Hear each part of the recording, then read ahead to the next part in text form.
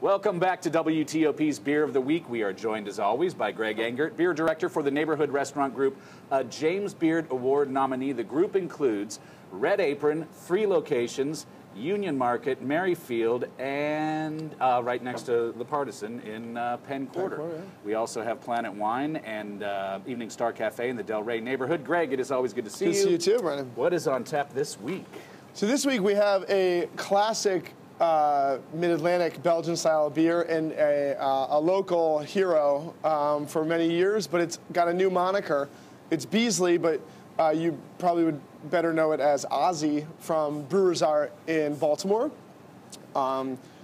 There's been some cease and desist changes lately, so it's gone from being called Ozzy to Beazly. So I figured it's a good time to kind of reintroduce everyone to this amazing kind of local classic and guarantee that the beer has not changed, though the name has. So and we won't spend a lot of time on this, but we should let them in a little bit on the cease and desist order from a certain lead singer of a group. Right. Yeah. Black I don't know Sabbath. who Ozzy would be, but so Brewers Art, opened in '96 in Mount Vernon neighborhood of Baltimore, in an old, beautiful residence. Kind of upscale restaurant upstairs and a nice bar, and then a kind of beautiful local dive bar downstairs, and always brewing amazing, mostly Belgian-inspired beers on tap. Shortly thereafter, they started brewing a beer called Ozzy, a Belgian strong golden ale, kind of homage to Duvel or La Chouffe.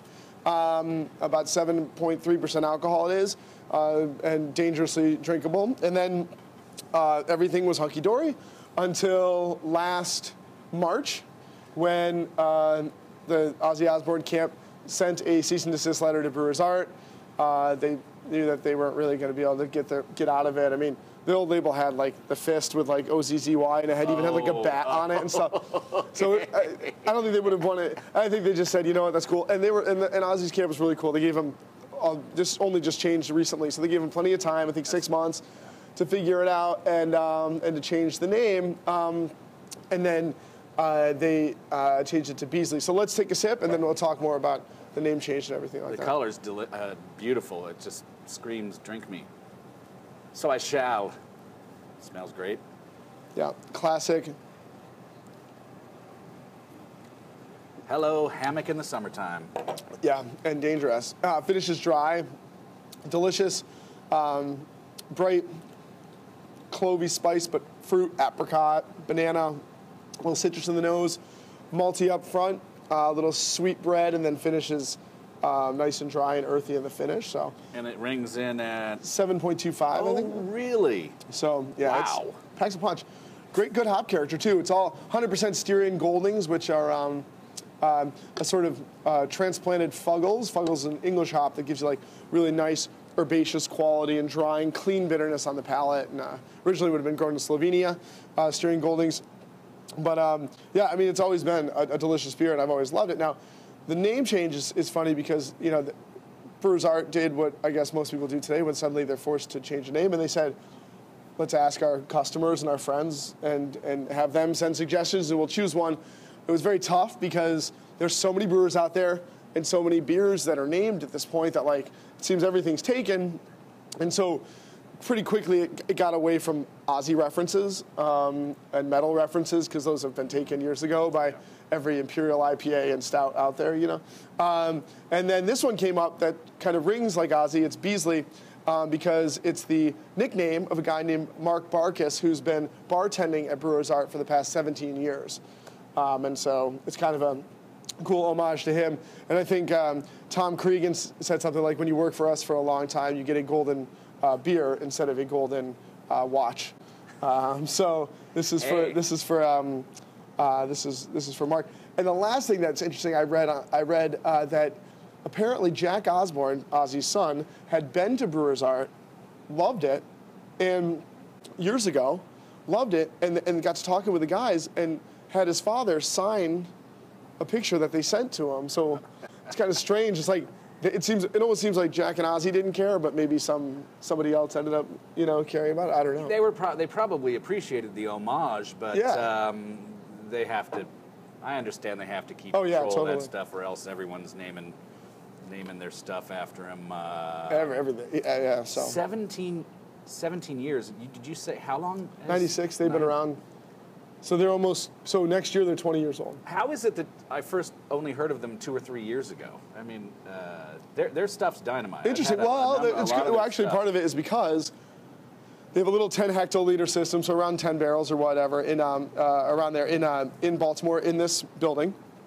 And they sell a lot of beer on site. And so they've been just brewing there and selling it on site. They didn't have a lot of extra beer. And if you go there, they do tours on Saturday afternoons at 3 p.m. You got to go there, take a tour, because they literally stuffed anything they could get in their equipment, tanks, anywhere they could in this really old building. So they really, if you went to Baltimore, you drank beer, you would go there, and it's one of the places with the beer at the table in the restaurant. Was one of the things that inspired me for Birch and Barley. But outside of that, they weren't distributing until a few years ago when they got Sly Fox out in Phoenixville, Pennsylvania, to start brewing their beers under contract for distribution. And so suddenly now, I'm canning them, suddenly now you see Brewers Art on the shelves in bars in D.C. and elsewhere, in addition to the brew pub up in Baltimore. Well, you know, I'm a hophead, and I don't drink a lot of this style of beer at home. But if I see that, I'm going to get some because it's and you should go to Brewers Art, or we should go. It's awesome. Okay. It's a great time. Beer of the week on the road. That's if you'll have us, we'll be happy to come along. Not driving, of course. What would you pair this with? This is, Belgian-style golden ales have been notoriously pairing with everything for years and years and years. But to hone in on something that I think it pairs particularly well with is basil in all of its manifestations. Because you've got this kind of bright spice up front and that earthy green quality in the finish. It's got that great, like herbal aromatic. So that said, I think about things like that. Caprese salads, as we get towards the warmer months, can't wait. When you get to tomatoes out there, mozzarella, a little vinaigrette, black pepper. So that's great. You could do it with just a standard Neapolitan basil mozz pizza would be awesome. Little sweetness to balance the acid of the tomato. And then pestos of all kinds with the pine nut working in nicely, the sweetness, the cheese. I think that would be sick as well. So you haven't enjoyed this year's winter in D.C., sleeping with your earmuffs? Oh, God. It's been crazy. We did have that one day it was like 65. It's not New England. Don't send us, it's definitely not New England, but it's cold. No one likes the cold. And we didn't choose to live in New England, so, Greg, thank you as always. Thank you. Everyone, please always do drink responsibly and be sure to bring your thirst next time for another Beer of the Week.